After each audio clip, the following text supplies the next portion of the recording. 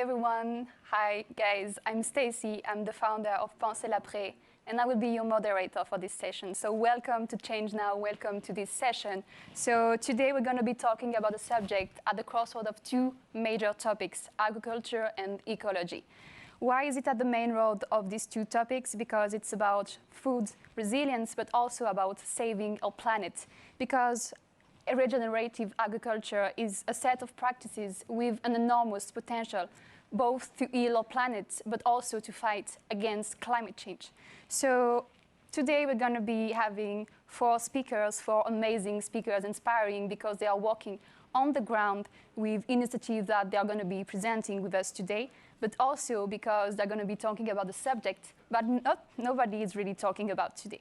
So basically, to start, I'm going to be introducing our first speaker, which is Felipe Villela for a keynote, a really inspiring keynote, and I will leave the floor to Felipe.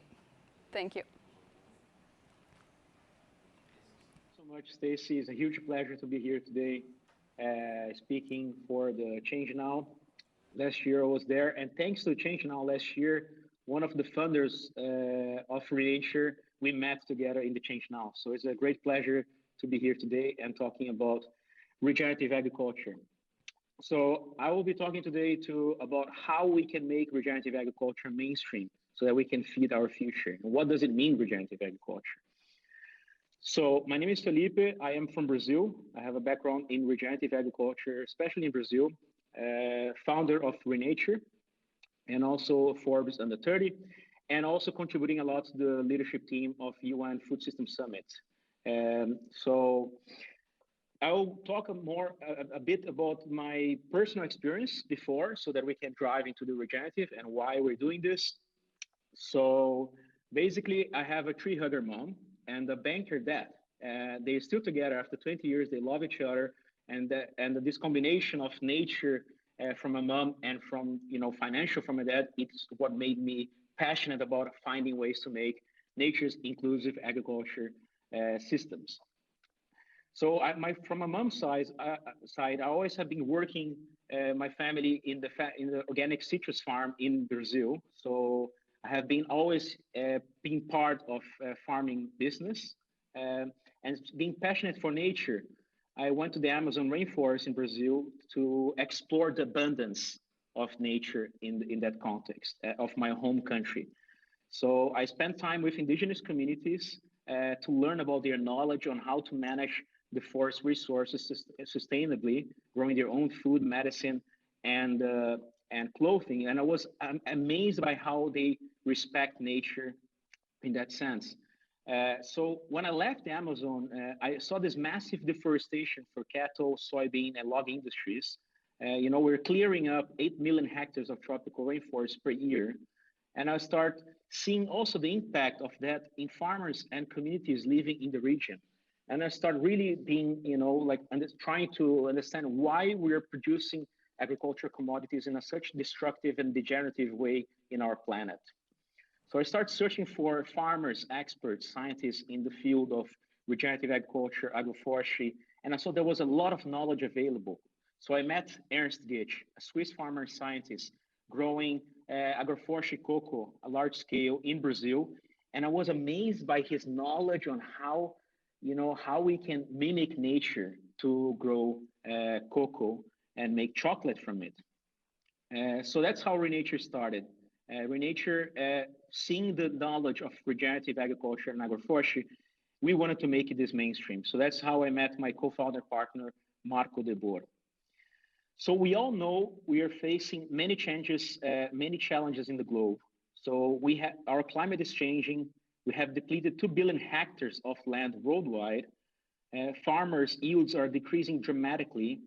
And we are clearing forests for agriculture landscapes. So we know that today's industrial agriculture is threatening our global food security. We also know that conventional farming contributes to 1/4 of CO2 emissions, threatening our forests and biodiversity. And that's because conventional farming is not including nature in the design. And regenerative agriculture includes nature in every intervention we do in ecosystems. So the 5 principles of regenerative farming is to always keep soil cover. So protect the soil, just like us, we need protection from sunburn. Soil acts as the same. Crop diversification. So the more diverse we create, we go away from monoculture to polyculture so that we can create more climate resilience. Food security, which is key as well for farmers that can grow their food together with the cash crops that can go to markets. Knowledge exchange, because it is a more intensive knowledge type of agriculture, and it has to be good for farmers' pockets. So it has to be economically viable in order for farmers to scale that. So regenerative farming includes 3 main things.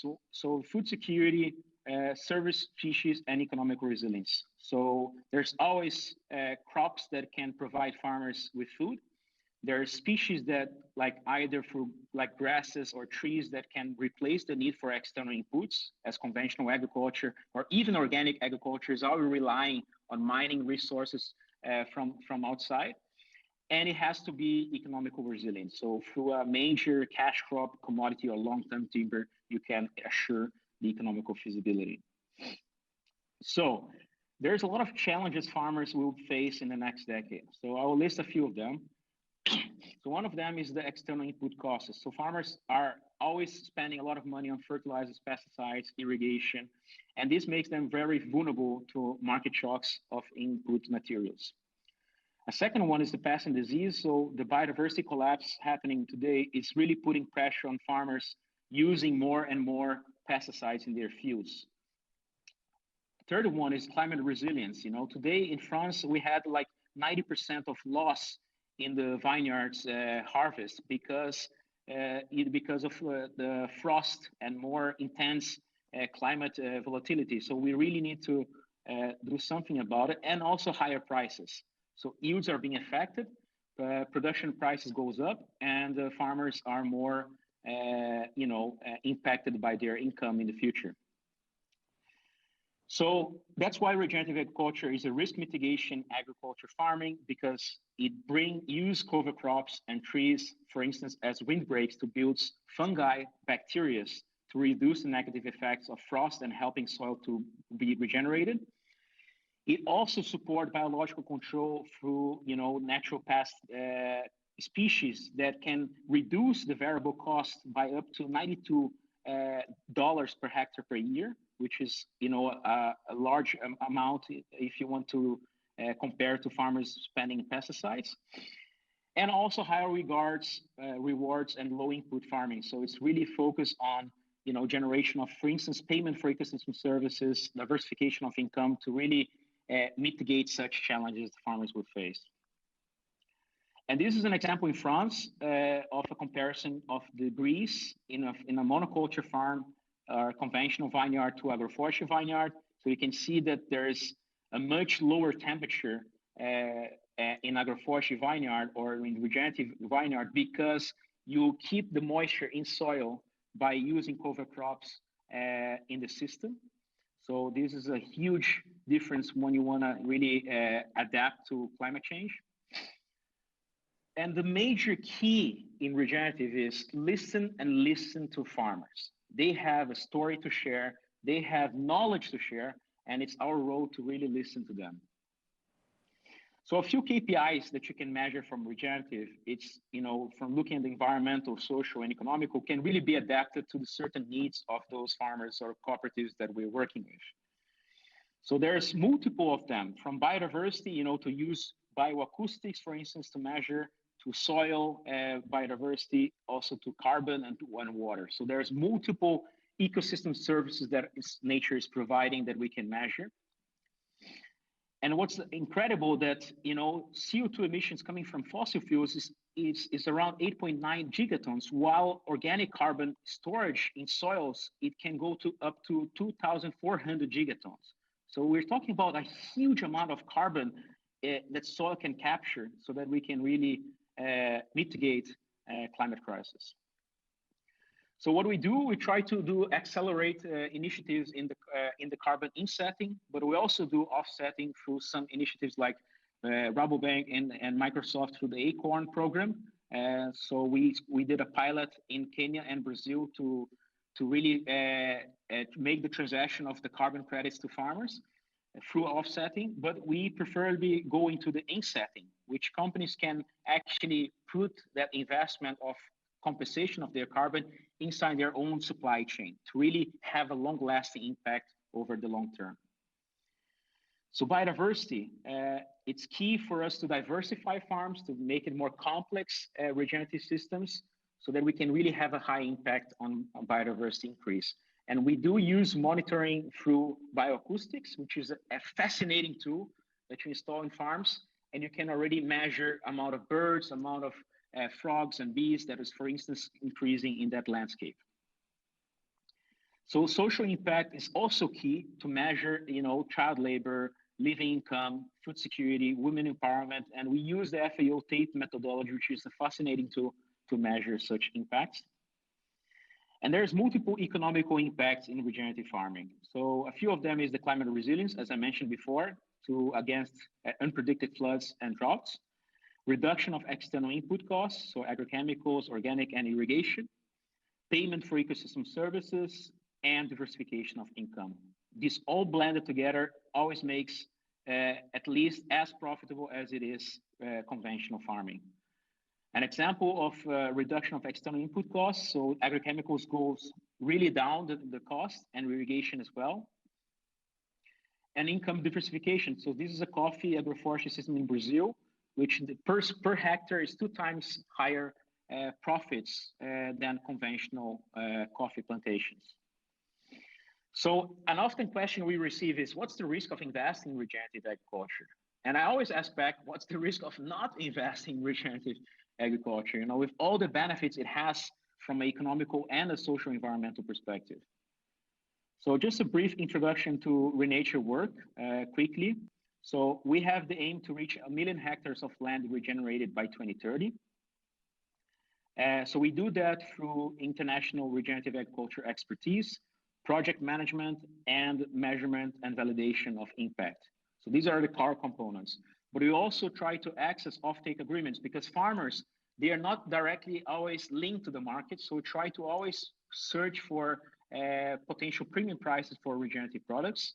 And we try to also collect through blended finance instruments ways to fund such initiatives for farmers to transition. And we do that by developing always a model farm, a demonstration plot, so we can really showcase the benefits of regenerative on the ground, because farmers, they can only start believing in it once they see a model being running in their region. And then secondly, we do a model school to scale that into a training facility. So sort of like an educational center with a curriculum that farmers can really scale that in a landscape level. And these are all the major cash crops that has been mostly impacting deforestation and land degradation. So that's why we're really focusing on them as well.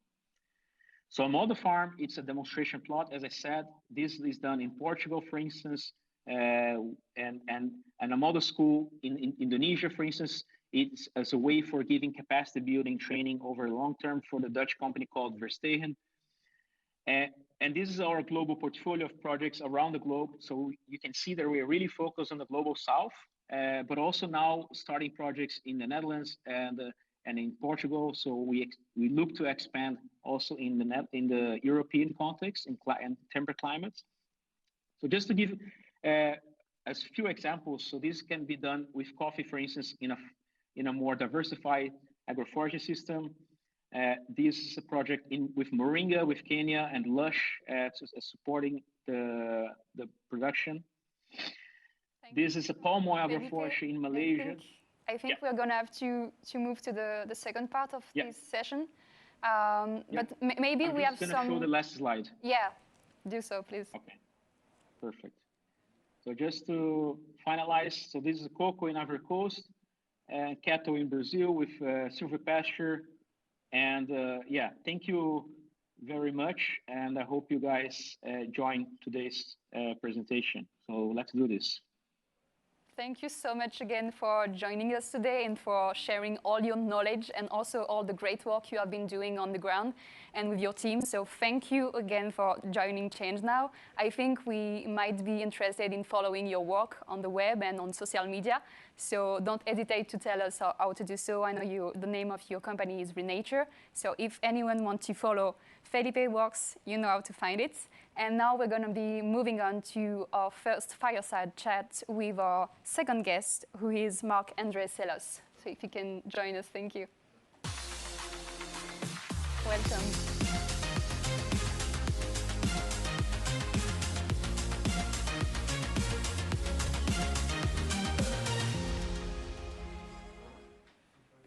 Thank you for joining us, Marc-André. You are the professor at the National Museum of Natural History. You are also head of the French Botanical Society, and you are a member of the French Academy of Agriculture.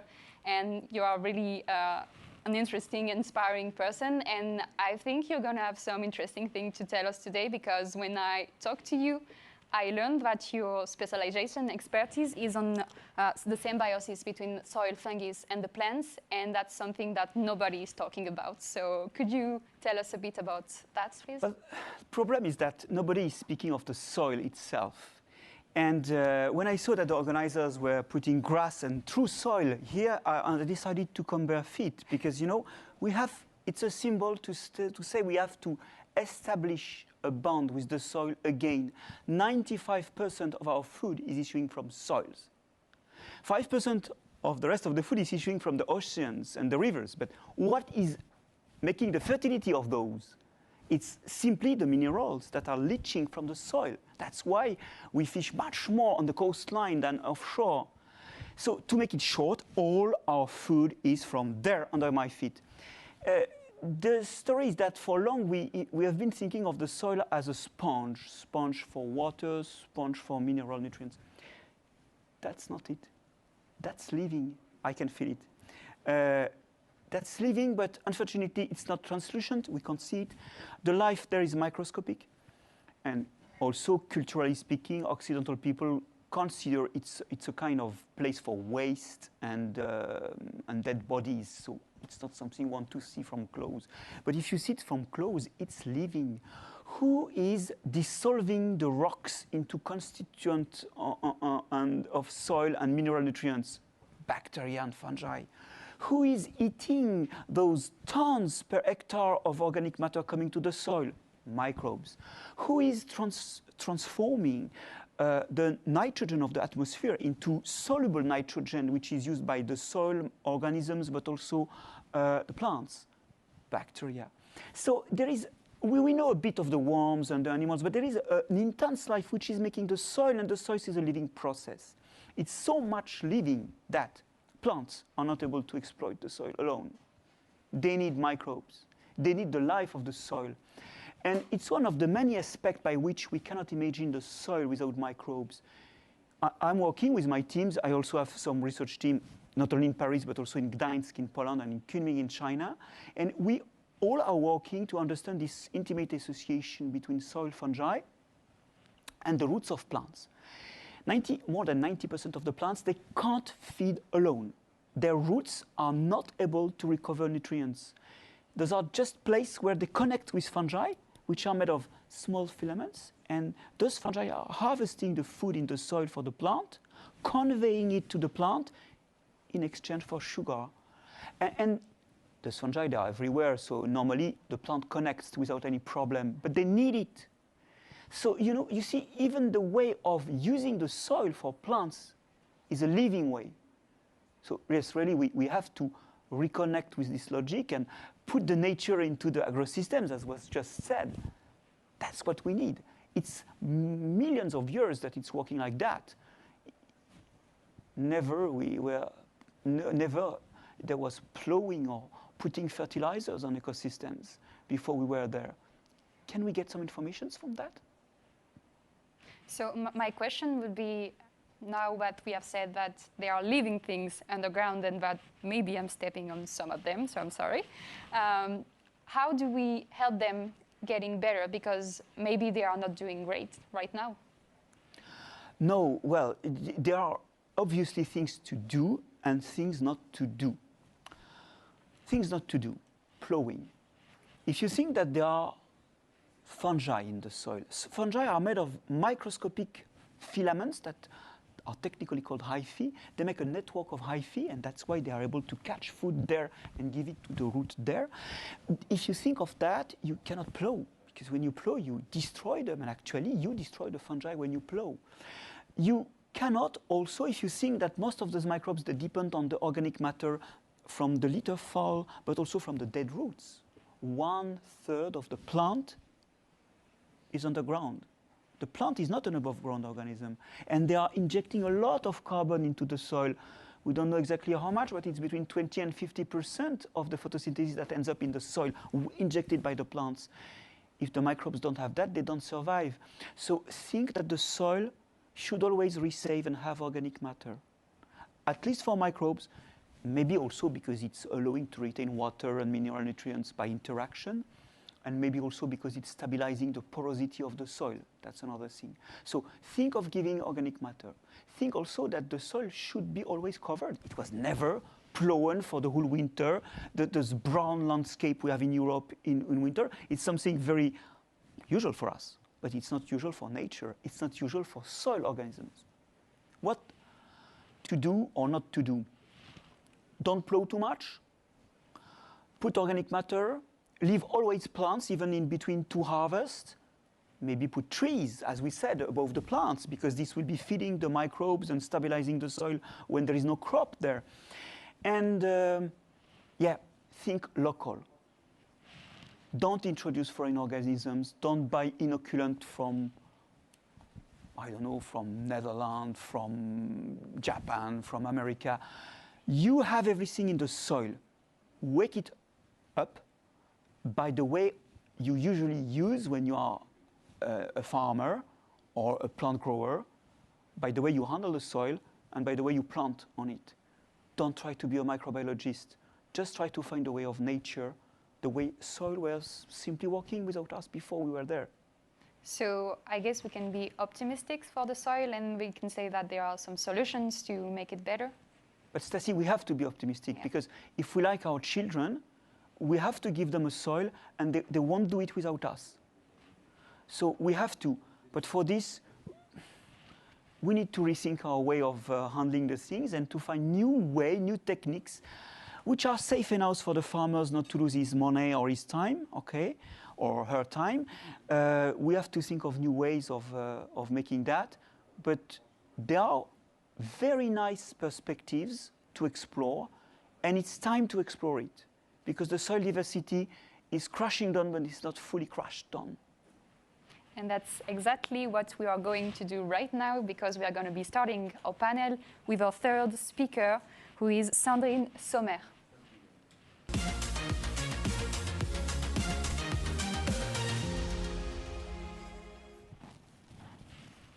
Sandrine Sommer, welcome. Since April 2020, you are Moët Hennessy Chief Sustainability Officer, and you implement the CSR initiatives worldwide for the group. So what do you think about what has been said since the beginning of this session? So first of all, hello everyone. Thank you, Stacy, and thank you, Marc-André, for your presentation, and Felipe. Yes, of course, I only agree with all what you're saying. I just want to say, Moët Hennessy is a wine and spirit activity within the LVMH group. And when you think about champagne, wine, sparkling wine, cognac, spirits, of course, every product are coming from the soils. So we are more than, we know exactly that it's very important for us, it's very important for the quality of our product, it's very important for the prosperity of our activity. So we have a global program with Moët Hennessy, which called Living Soils, Living Together. So you can easily understand that soils are key, and the first pillar of our sustainability program is regenerating our soils. So it's crucial for us. So of course, I'm listen carefully what Marc-André said and Felipe. So when you hear Marc-André saying that we have to change the way we are producing, that's actually what you are trying to do at Moët Hennessy, exactly. Yeah, sure, for sure. For many years, you know, we have been working on environmental practices. Of course, we are working on certification and so on our own vineyards, and we are involving our partners to do the same. And we are promoting biodiversity, in fact. And for many years, you know, we tested a lot of initiatives. So maybe to know more about our concrete initiatives, first of all, you know, we have decided of course, to reduce our chemical entrants, our fertilizer, and we leave grass in our vineyards. So I think it's a good, very good progress. And we are testing Eco-Grazing, you know, and this is very interesting in terms of the quality of soils. So secondly, we tested as well cover cropping. You know, I think it's very important to diversify the species in our vineyards.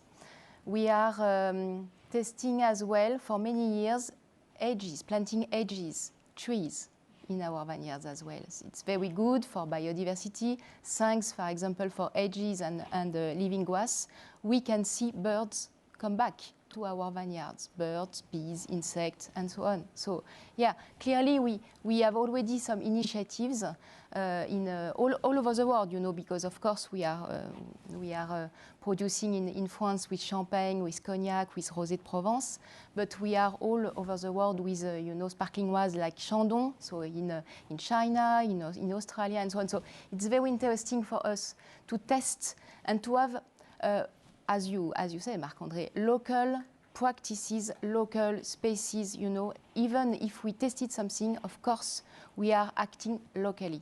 We think globally, but we act locally.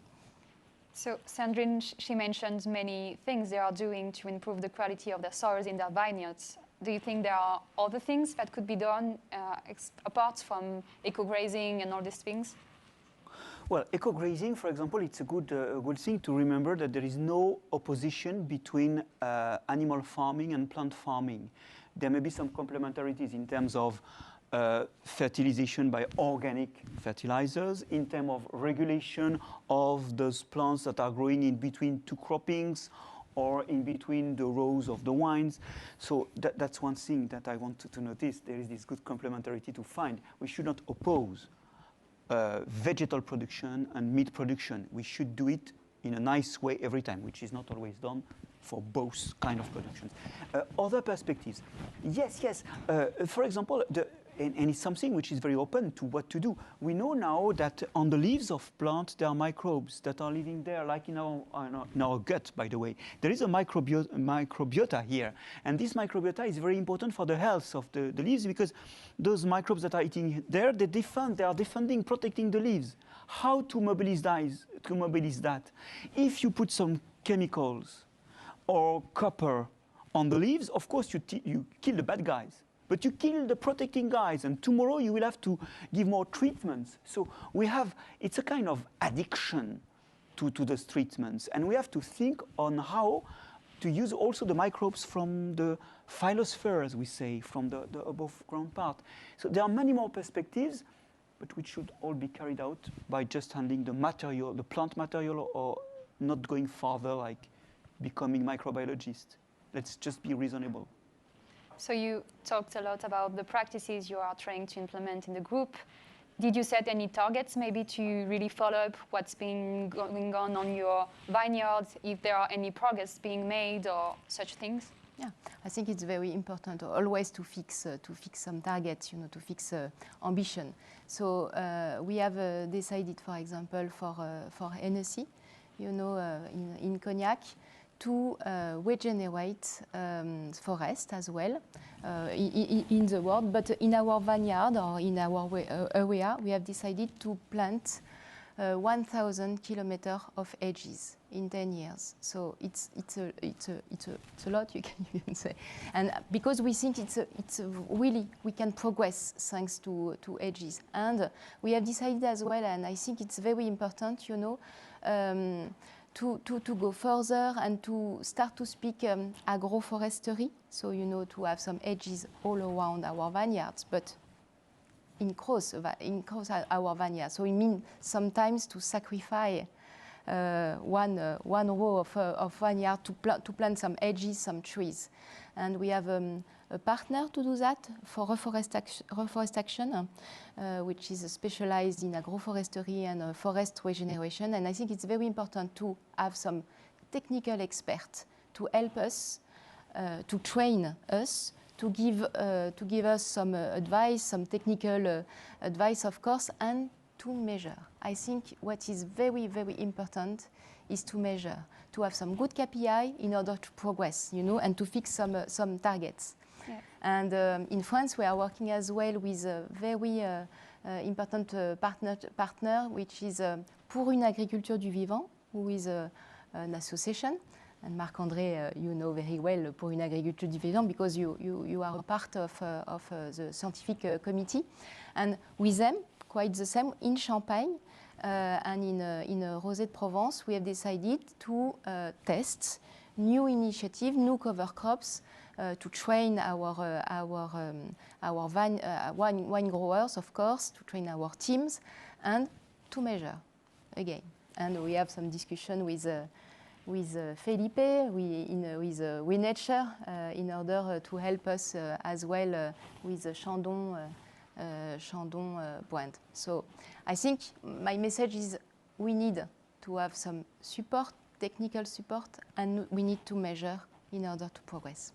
I think for me, the most important thing you said is that you are trying to work with a scientist, and that's something that my generation as climate activists and that so-called name, we are trying to talk about, because there are so many people in that kind of position with power, with money, and they don't want to listen to the people with the knowledge and the understanding of how these livings and how these ecosystems are working. So how do you approach this kind of partnership? How do you try to maybe share your knowledge, and how do you do it?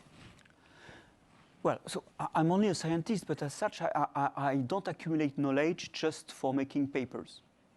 And so it's nice to give advice, to have a framework in which there are measurements, outcomes, new paper published to say this is working in this situation, locally this doesn't apply, here there is an interesting perspective.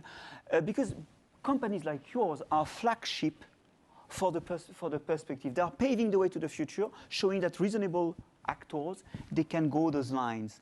But it's not the sole thing. We also need the citizens to be behind. We need the consumers for those products, which are more ecologically responsible. We need to train also the young generation. So the next one already, sorry, Stacy. We need more of biology teaching, ecology teaching in an interdisciplinary way, also crossed with social, economical sciences, philosophy, or literature. We need interdisciplinarity, but in this interdisciplinarity, we need a big dose of ecology, biology, knowledge of life, to make this generation that will be free to choose. Because when you don't know, you are not free to choose. Even when you buy with your credit card, you are not free to choose. And if you don't know. I think that's a really perfect transition to my last question, because as we said in the beginning, there are not many people really understanding how soil is working. So we have to train them, we have to teach them, and that's something that we also do in companies. So how do you really try to bring that subject into your teams and with all your colleagues? How do you do it? Yeah, I agree. Education is a key part, and information, training, and so on. So, for example, last week we have decided to have the Biodiversity Week in our office. It means to organize some conference, some roundtables with external experts, like Marc-André was with us last week, in order to explain, exactly how we do right now, in order to explain what is the soil, why it is so important, and so on. Because of course, our team who are in our vineyards. They know that already. But our team who are in Japan, in China, in US to sell our product, I think this is very important. They know as well what is biodiversity, why it is so important, what is the soils, and so on. So last week we organized different roundtables around this subject, the soils, the bees, the birds, the forest, to explain to our team. And of course, we share our initiatives in order our people know exactly where we are and where we want to go. And on top of that, we have decided to implement e-learning for everybody from all the world, from MH, in order to perfectly know, in terms of sustainability, where we are, of course, in terms of biodiversity, in terms of climate, in terms of social issues, and so on. I think it's very important. And as Marc-André Selosse say, I think, this is very important. You protect what you understand. So you have to understand. And maybe so that the people who are watching us could also understand, do you have any resources to share with us, any website we can go to learn about the soil? Type that on Google, you will find it. And there is also this nice comics I made with a Belgian dessinateur, comics on soil. It's up to now only in French, sous terre, underground. And it's a travel to discover soil. We need more and more such initiatives to any audience to know better the soil. Thank you so much to both of you for coming to join us today and for sharing your insights, either from a company and from the scientist. And that's really inspiring, I think, to see that there are ways to connect both worlds, and that's something that can work really great, as we can see with Moët Hennessy. And I hope that some other companies can do the same, because we really need that. So thank you so much for coming. And now we will have to move on to the last part of this session, and it's another fireside chat with John De Liu.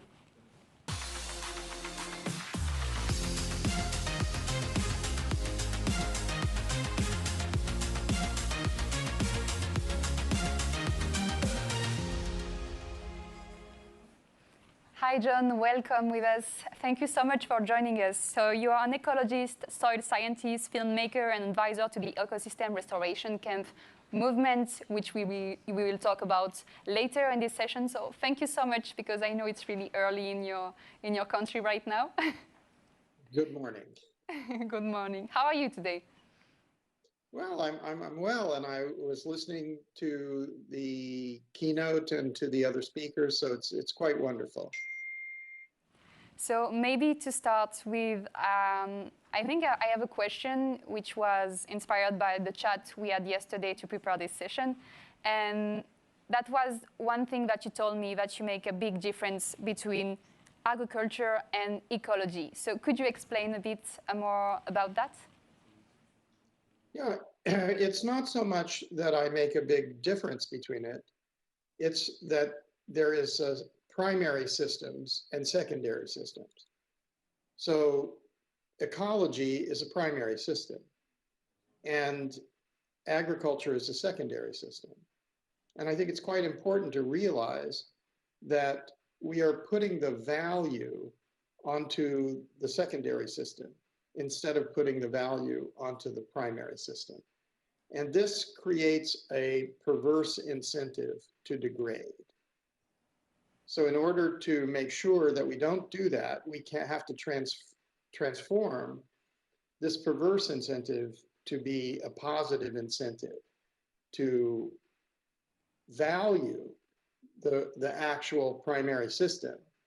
And that then changes our economy, because now we're thinking that our buying and selling of things are the basis of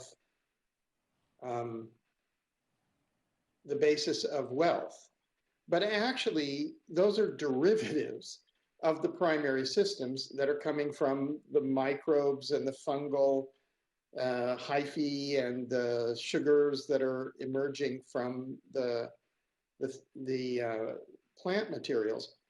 And then we're saying that these products are the basis of wealth, but actually they are derivatives, and they're coming from these functional primary systems.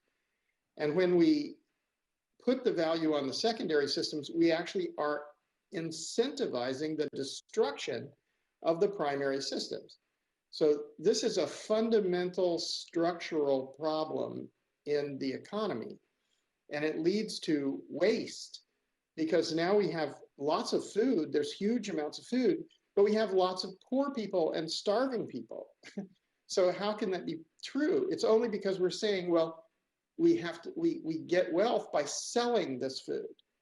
So even if we have a lot of hungry people, instead of feeding them, we say, well, they have to buy it. And actually, by shifting the value to the primary system, then all of these people can work and participate in the process of regenerating and restoring the earth. And that in itself creates the system which allows for increased productivity. So productivity follows function. This is a critical principle. That would require to change our system and the way we see the earth and the way we feed ourselves, because that's not actually how it's going on today in France and in every country in this world. So how do we do that? How do you make people change? Well, I don't think we make people change. I think people change because they understand and they evolve. We have an arc, there's an arc of history. You know, in the past, there were belief systems that it was okay to go from one country to another and kill all the people and say, oh, your land is my land now. You know, what is that? And then there was an idea that it was okay to take slaves from one continent to another place. And so this social injustice and the multi-generational trauma that comes from it still exists. And so it's critically important to understand this disparity, this inequality, and that we don't need to have that system. We can have a more fair system. And that's the arc of history, because, you know, at some point, people who were slave trading suddenly decided, well, that's immoral, we have to stop that. Well, that's nice, but it didn't really help for the generations of people who were enslaved, or the large numbers of people who were killed. And now in those places where this has happened, the people, the dominant cultural political system has said, okay, we were right, we took over, we killed you, we enslaved you, and now we're in charge, and everything is about buying and selling things. Well, you have to go back and look at the cosmologies of the indigenous people. They believe forever, and they still believe, that all life is sacred. And they care for the great forests, and they care for the vast savannas with vast amounts of biodiversity. And the places that are deserts are the places where agriculture began, and where domination and suppression of their sovereignty and their rights were taken away to create hierarchies. So, I mean, if we understand this, and then we can't say, well, that's a good thing. You know, that's not a good thing. You know, murder, genocide, slavery, the loss of human rights is not a good thing. And it leads to desertification and climate impacts, as well as to this kind of systemic racism and unfairness. So we need to put that in the past. And in order to do that, we have to have a deep, profound, and nuanced conversation, and realize that all our problems are connected. They're not really separate. It's not just that we have droughts and floods and wildfires and climate change. Why do we have these things is the real question. And we have these because we've had centuries and millennia of domination, and that has become the cultural norm. But within it are these systemic inequities, and that's created an economic system which is also fundamentally unfair. And it's also fundamentally wrong because it values the derivatives higher than the primary systems. So this is the turning point in human history, where either we understand this and we put the value where the value actually is, which means that every human being on the planet has the same value, and not only every human being, but all life on Earth has the same value. And in this place, we can have abundance. And in the one where we think products are the basis of wealth, we create deserts and we create slavery and racism, systemic racism, and all these other problems. So in order for us to go further, we have to combine all these things and realize that there is a pathway for us forward, which leads to a better life for everyone, not just a better life for those with billions or trillions of dollars, and those who have nothing. You know, we say, well, how did they have nothing? You know, they only had nothing because we said that they're worthless unless they buy and sell things. But they have life and they have inherent rights, because to live is to be born. All of us are descendants of all life since the beginning of time. It can't be any other way. And all the historical wonderful things and all the historical terrible things are contained in our DNA. So we are the representation of that. And we choose. Now we have free will. We choose which path do we want to take. Do we want to take this path where we differentiate and we have people who want power over others or want enormous material accumulation for themselves?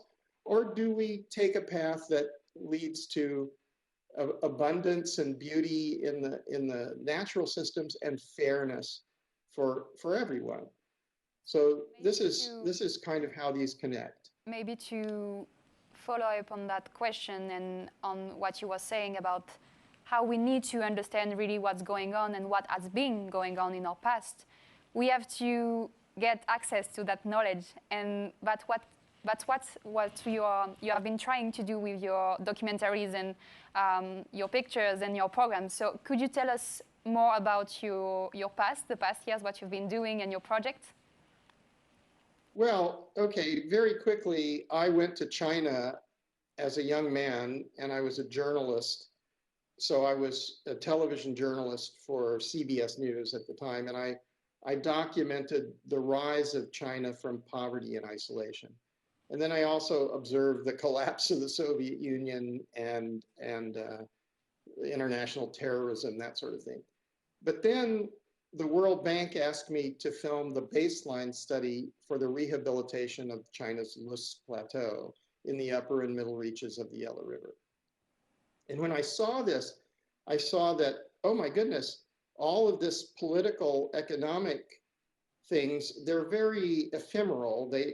They're important, and the people who are affected by them are suffer or succeed or whatever. But finally, it's ecology and the eternal systems that create the atmosphere, the hydrological cycle, the soil fertility, and the amazing biodiversity that are much more important. And so for the most of the last 30 years, that's all I've been focused on. And so I've seen how it's possible to rehabilitate large-scale damaged ecosystems. So we could theoretically restore all degraded lands on the Earth. But in order to do that, you have to value the primary systems higher than what you extract and buy and sell. So it's made me understand all these things. And then gradually, a strange thing happened to me, because I was thinking, well, how long is it going to take for me to explain this to the world? You know, there were some successes, but there were also a lot of people who are not very interested in losing their privilege and saying that all people are equal and should have equal rights. So I started dreaming that, and I was waking up in the mornings and everyone was going camping, and they were restoring the soil fertility and restoring and propagating and planting out forests and savannas and returning all the wildlife and rewilding. And this was like, I rejected the dream. I thought, well, that's not going to happen. This is a fantasy. But then I wrote, because I kept having the dream, I wrote about it, and it went into Permaculture magazine, and then into Cosmos journal, and then it was circulating on the internet, and tens of thousands of people said, well, that's a good dream. I like that dream. And some said, I'm having that dream too. So then we said, okay, well, how are we going to do that? We should make ecosystem restoration camps. So you can go to Earth Restoration Peace Camps on the internet and find that. And you can go to ecosystemrestorationcamps.org and find about the camps. So when we got to that point, we said, well, let's just share. Instead of giving the power to the existing institutions, which have had decades to, do whatever they can, let's just join together and see if we share what happens. So we asked people, well, if we could share 10 euros per month, that would be 120 euros per year. And then if we get 1,000 people, then that's an indication that this could work. And so when 1,000 people pledged to share 10 euros per month, we started a foundation. In the first year, we had one camp in Spain in the Altiplano. In the second year, we had 2 camps, a second one in Mexico. In the third year, 21 camps. And in the fourth year, 37 camps. And at the end of this year, there'll probably be more than 50. So what we are seeing is that ordinary people can understand this, that when you go and you work in the soil and you propagate and plant out forests and grasslands and propagator meadows and wildflowers, and you all are in community, and you talk to each other and you listen to indigenous leaders and to scientists and to philosophers, and you do this having fun, it works very well. And in this way, we can go rapidly to transform the earth and to engage everyone. And we can treat everyone with fairness and equality. I think one important thing you showed us is community building skills, because I know for sure that if I tell my mom that I want to go camping and start restoring the world ecosystem, she's going to be calling me crazy, I guess. So how do you bring people with you on such a big project, which at the beginning can sound really crazy, I guess? So how do you do it?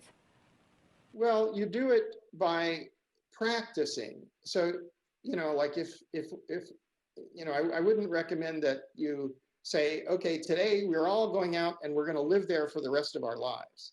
And, let's go for 2 weeks or for a month. Let's try it. Let's practice. And what you find when you go to ecosystem restoration camps is it's fun and it's interesting and it's educational, and that it gives you the information. So you can learn all about the fungi and the hypha, and you not only, because it's not about talking about it, it's about doing it. It's about living the change you want to see on the earth. So we don't have a theoretical problem. We have physical disruptions to Earth ecosystems on a planetary scale. And we're at the crisis point. We're forced to act. So I think the fact that we're having so many crises at the same time is also an opportunity. Because if we weren't having all these crises, then some of the hierarchical sort of things and the economy based on buying and selling, it would say, well, that's fine. This is the best we can do. But as everything's falling apart, deserts are growing, the ocean is acidifying, there's thermal expansion and ocean rise, there's melting glaciers, there's biodiversity loss, there's huge amounts of toxicity from the very dangerous chemical agriculture and from the sort of toxic industrial idea that like having all this stuff, which ultimately becomes junk and goes to the junkyard and is leaching poisons into the soil and in the water and in the air. What are we doing? That is ridiculous. So we're into, I mean, you're French. I mean, it's Voltaire. We're talking about absurdism, and we need to just relax and go camping and take it easy. Look, feel the change in the temperature, feel the wind blowing, the changes in the moisture. Look at how what are the role of all these insects, and instead of trying to kill everything, try to figure out what they're doing. And together it's easy. By ourselves, we can't do very much. We're all caught in the system. And when we go camping, it's a vacation. Take a vacation, go camping. And in this vacation, sequester carbon, restore the hydrological cycle, restore soil fertility, and protect and encourage and increase biodiversity. And have a good time. Get to know people from other cultures, other races, other classes, and realize we're all the same, that the interest of everyone is our personal interest. It's not in our interest to have more than everybody else and have a bunch of poor people dying on the side of the road. It's not in our interest. It's in our interest to all take care of everybody, because then we're going to survive. We're actually a species, a meta-organism, not just individuals. I mean, we're individuals and we have the ability to think, and we have free will, we can act. But actually, we're seeing in these multiple crises that our choices are constrained. We have the choice to be selfish and ignorant, and then everybody dies, or we have the choice to be conscious and to be generous and to live in abundance so that everybody can survive. So that's not such a big choice. It's pretty much because we've had thousands of years of selfishness and ignorance. So we need to find out what it means to act from consciousness and generosity. So where do you learn how to do that? Go camping and eat together and restore the soil and the water and the vegetation and the biodiversity. That's how you get to where you want to go. There's steps after that, because we need to create eco-villages. We need to create societies, urban restoration. We need to just transform the economy, transform architecture, transform education. How can we, education has been reduced to smaller and smaller things, but actually nothing exists in isolation. It's part of a system. So you can't study the small things without understanding the entire system, because it doesn't exist without the other things that you're not studying. So I think that, all of this suggests, and also the realization that much of the world's knowledge has been held by indigenous people and transmitted by oral tradition for thousands of years. And instead of that wisdom and the climax equilibriums in the beautiful forests or the vast savannas with wildlife, we've gone with the people who destroyed the cradles of civilization thousands of years ago and took their armies and went out and tried to dominate other people and said, well, okay, you know, if you dominated another culture, you know, you won. Well, no, you didn't. Nobody won. We all lost. We all lost the climax equilibrium, the highest expressions of evolutionary succession, and we lost the tremendous wisdom, the tremendous kindness, and the experience of peoples who lived in peace and in abundance for very long periods of time. So now we can try to break that cycle with going camping. And at the beginning of your answer, you told me that the first year you had only one camp. So could you tell us where it was and what were the results maybe? Because I guess you can see the results today. Yes, the results are quite good. It takes time to do restoration. I mean, you can look at my academia page, look for John D. Liu, academia.edu, and then you'll find all the films and all the studies. You can go to ecosystemrestorationcamps.org. The first camp was in the Altiplano in Spain at the boundary between Murcia and Andalusia. So those, you know, you can go there, you can go and look. Now there are camps all over. You can see the map with all the camps. You can see videos from each of the camps and what's going on and explanations. There's also a knowledge hub, which is making measurements of how much each camp can change the surface temperatures, the infiltration and retention of moisture, the vegetative cover, the biodiversity, the carbon sequestration. All of those things can be measured.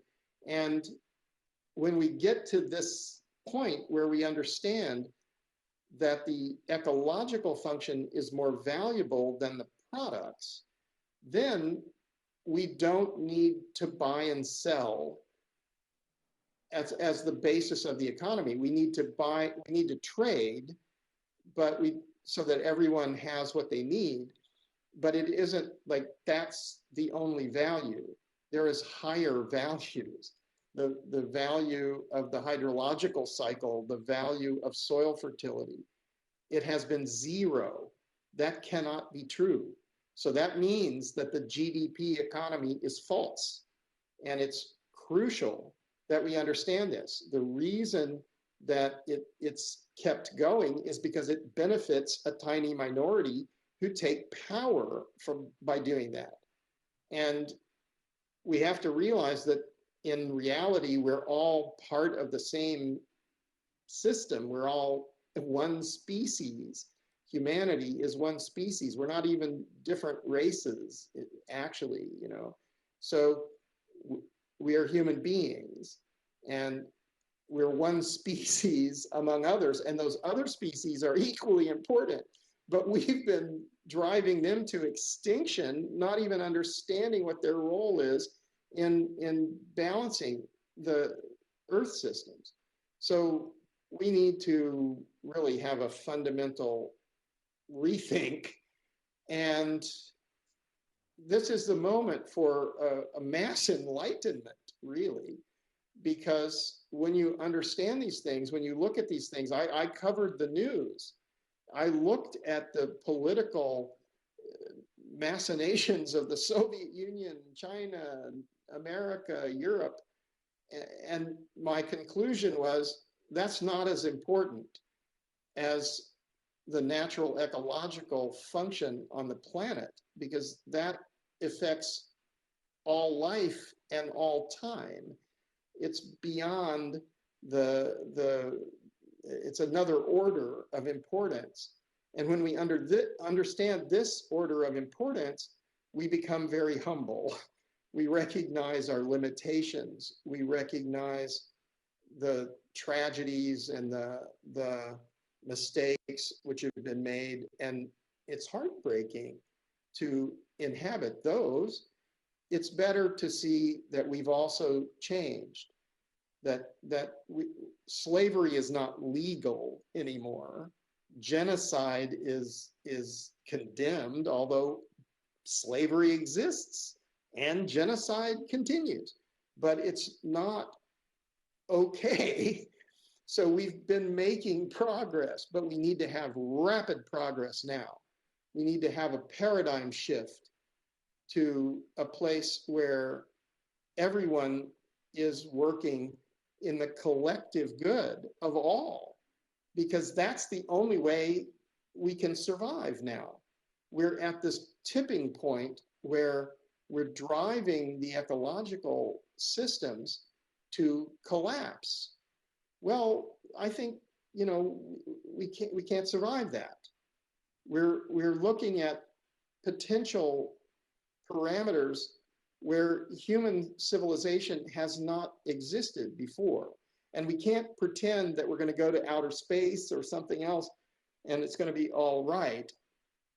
It's going to be grotesque if we don't calm down and understand we're breathing air, we're drinking water, we're eating food which must be organic, cannot be you know, plastic. We don't want to eat, you know. So when we understand these things and we collaborate, we can take care of this sort of thing. And we can lower our impacts to the point where we can restore the great forests, we can restore the functionality. And that is where the true value is, not in products, not in differentiating and saying some are super wealthy and others are worthless. I would like to ask you one last question, because I know that young people are watching us and that there are maybe change makers among them. So would you give them one advice to take away from that session and really to inspire them to keep going and to follow maybe your dream later? Well, yeah, I would say, you know, get to understand the ecosystem restoration camps, because we can't do this alone. And so those people who understand that together we are strong, but individually we're limited. So as more and more camps form, so we've seen exponential growth in camps in just 5 years. So if in the next 5 years, there's the same type of exponential growth of this movement, then there will be camps all over the place. There are camps forming in strange countries around the world now. And so if it's possible, we're seeing proof emerging that individuals can restore ecological function at large scale by collective action. Now, if that's valued higher than the profits of corporations who have been sucking things out of the ground and saying it's theirs and buying and selling it, or, you know, we're creating billionaire classes and, you know, and we have abject poverty. Well, how is that going to work out? So you're saying the rights of people with billions of dollars are higher than the rights of people, of other people who have nothing. So you've basically, I mean, it's not morally defensible. You know, it's indefensible. You know, it cannot be defended as logical. And so everyone is equal. That can be defended in logic. Everyone has rights. Everyone has the ability to collaborate together because we are a species.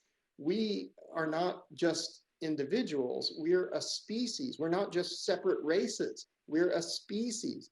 So humanity has to look at what we can learn from indigenous people that have been suppressed for centuries or millennia, and say, well, that was wrong. To suppress those people is not a good thing. And that we didn't get, what did we gain? We gained corrupt institutions that, murdered people and said, what's yours is mine.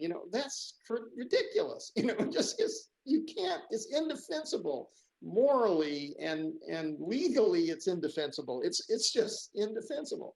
So we need to understand and be in this place where everyone is equal. All life is equal. It's not only human beings. We have to look and realize that the microbes in the soil are equal. And if we are destroying all the microbes in the soil, we're going to die for that. We live in symbiosis with all other living things. And so once we start on this path, we need a mass enlightenment now. So it's not cosmic consciousness that we know everything, but we need to get to the point where we understand we're related to all other living things. We're living for a short time and we die, and death is part of life. But cruelty and selfishness is not necessary, and that all life is sacred, and it's, we're participating in this. So there's quite a lot to learn, and the best place to do it is ecosystem restoration camps. So go camping and learn these things and participate in the regeneration of natural ecological function on the planet while having a very good time. And start slowly so you can go for a week or two, and then you'll find out, well, that's really better than sitting in a cubicle buying and selling plastic junk. And then you'll say, oh, well, I think I'd rather build a beautiful house and stay together with the people that I love and restore the earth. And when more people do that, than believe that we have to have slave societies serving the, people who believe that they're superior to everyone else, and we all understand that, well, every fraternity, equality, that we're all equal, and that we live and we die, and we're judged by what we do in this life. So thank you so much, John, for joining us today. And I think you really inspired us, and that the story you're sharing with us will maybe motivate us to go camping, because I think I will just this weekend. And I hope that your project will flourish and that you will be able to open more camps around the world and really involve people all around the world, because we need that people, and we need change to happen everywhere, because as you said in the beginning, we need that to happen locally. And with people like you, I think we can do it. So thank you so much again. Thank you very much. Ecosystemrestorationcamps.org is the place to find out about this. I will make sure to check it out. Thank you so much. I think that would be all for that session. I hope you enjoyed it, because I really did. And I think that our amazing speakers really enlightened us with their amazing knowledge on the topic of soil health. And I think they could also really inspire you to change now, because that's what it's all about today, to change, but now. Thank you so much.